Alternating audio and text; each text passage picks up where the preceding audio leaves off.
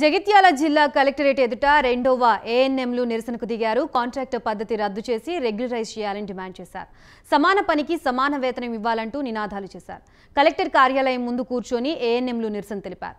ఆందోళనలో ఏఎన్ఎం మమత స్పృహ కోల్పోయింది. అంబులెన్స్లో ఆమెని హాస్పిటల్కు తరలించారు.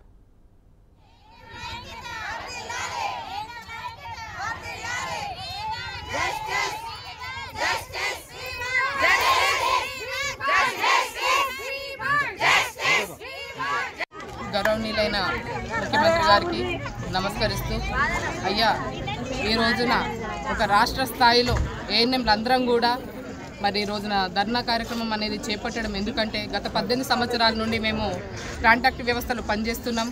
అయినప్పటికీ కూడా మమ్మల్ని రెగ్యులరైజేషన్ అనేది చేయకుండా మరి మాకు బానిస బతుకుల్లాగా అనిపిస్తున్నాయి. ప్రతి ఒక సంవత్సర కాలం నుండి మేము మీకు విన్నతిగా ముందుకు వస్తున్నాం, తెలియజేస్తున్నాం. అయినప్పటికీ కూడా ఇంతవరకు ఎలాంటి మా మీద నుండి కనికరం అనేది దయ అనేది చూపించలేరు. మరి గత కంటి వెలుగులో మేము ఏఎన్ఎంలు అందరం పనిచేసినప్పటికీ కూడా మరి ఇప్పుడు డిఓలను పెట్టుకొని మళ్ళీ పనికి పురమాయించిండ్రు.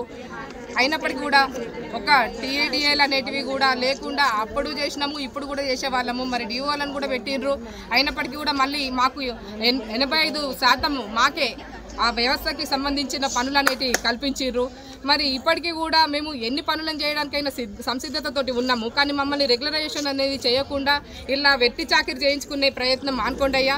ఇకనైనా కూడా మా జీవితాలను బాగుపరిచే దిశగా మీరు ముందుకు వస్తారని మేము ఆలోచిస్తున్నాం. లేనందున మేము నిరవధిక సమ్మెగా కొనసాగిస్తాం, పాదయాత్రలు చేపడతామనేసి మా ఏఎన్ఎంల పక్షాన మేము తెలియజేస్తున్నాం. రెగ్యులరైజేషన్ చేసేంత వరకు మేము వెనక్కి తగ్గేది లేదు.